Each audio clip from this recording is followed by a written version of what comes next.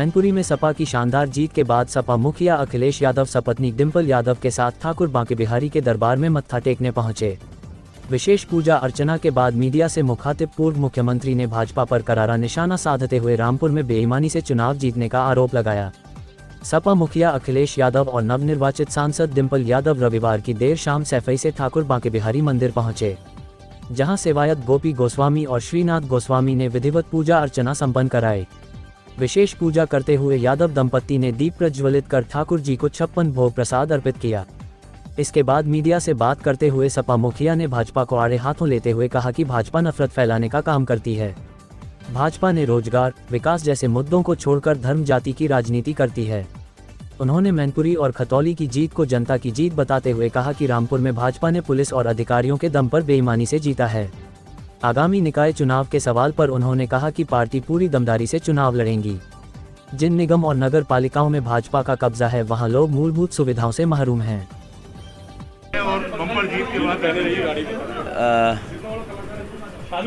दर्शन मैं पहले भी करने आया था चुनाव से पहले, और वृंदावन पहली बार नया आया हूँ। मैं बचपन से लगातार अनगिनत बार मैं आ चुका हूँ।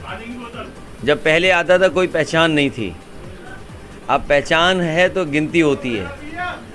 और इस धरती से न केवल हम लोगों का लगाव है बल्कि आम लोगों का लगाव रहा है। दुनिया के ये भगवान श्री कृष्ण को मानने वाले, पूजने वाले, उनके रास्ते पे चलने वाले लोग दुनिया में दिखाई देते हैं, और इसका फैलाव किसी धर्म जात ने नहीं रोक पाया।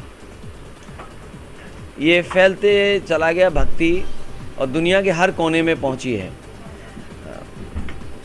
मैं हमेशा जब मुझे समय मिलता है तो मैं वृंदावन आता हूं और यहाँ पर दर्शन करने ज़रूर मंदिर पहुँचता हूँ।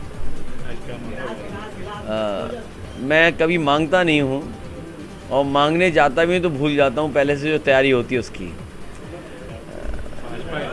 मैं यही मांग करता हूँ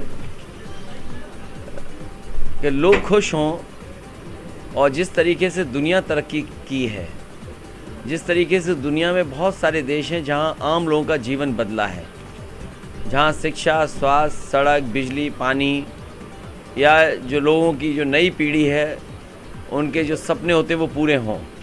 मैं तो क्योंकि राजनीति में हूँ तो यही मांग कर सकता हूँ कि आम लोगों के सपने पूरे हों, और ये कह सकता हूँ इस पवित्र धरती पे बैठ कर के भारतीय जनता पार्टी का जो रास्ता है वो रास्ता लोगों के सपने नहीं पूरे करता, वो सपनों को तोड़ता है। अभी कोई बाजार नहीं बचा होगा जहां व्यापारी के यहाँ छापा ना पड़ रहा हो जीएसटी का। ये कैसा जीएसटी कानून बनाया जिसमें न जाने कितने संशोधन करने पड़े, और आज सरकार डराने के लिए व्यापारियों को, और ये भरोसा उड़ जाएगा व्यापारियों का। अगर व्यापारियों का भरोसा उड़ गया तो भारतीय जनता पार्टी शून्य पर पहुँच जाएगी।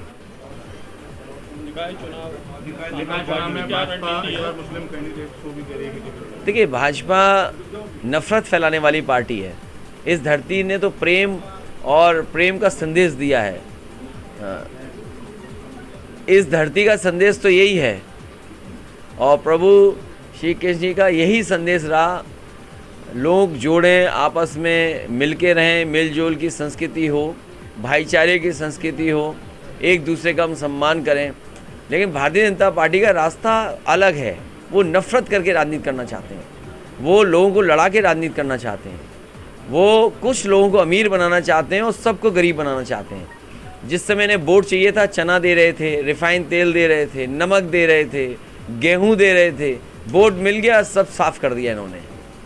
जिन्होंने सपना दिखाया था नौजवानों को हम नौकरी रोजगार देंगे, आज नौजवान भटक रहा है नौकरी रोजगार के लिए, और उसका आपने नाराज़गी देखी। अभी मैनपुरी में नाराज़गी देखी, और आपने खतौली में नाराज़गी देखी।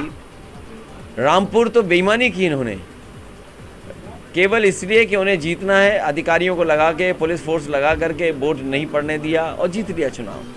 तो ये समय आता है, खराब लोग हमेशा रहे धरती पर, और उनका अंत होता ही होता है। आपने बम्पर जीत हुई। जी हाँ, हम बिहारी जी का ब्लेसिंग लेने आए हैं, आशीर्वाद लेने आए हैं, और मैं बहुत ही हृदय से धन्यवाद दूंगी अपने क्षेत्र के सभी लोगों का जिन्होंने मुझ पे विश्वास दिखाया है और जिन्होंने नेताजी के सम्मान में इतनी बड़ी जीत समाजवादी पार्टी को दिलाई है। नेताजी की सीट आपने बरकरार रखी है। नेताजी की सीट पे बैकुनी से जीते थे। अभी तो लगभग 1.5 साल का वक्त मिलेगा और हम कोशिश करेंगे कि हम अपने और जो राज्यसभा मेंबर्स हैं उनकी निधि भी मैनपुरी में लगा सकें और पूरी कोशिश रहेगी कि जो भी काम हैं उनका एक मैप बना के उन पे काम किया जाए।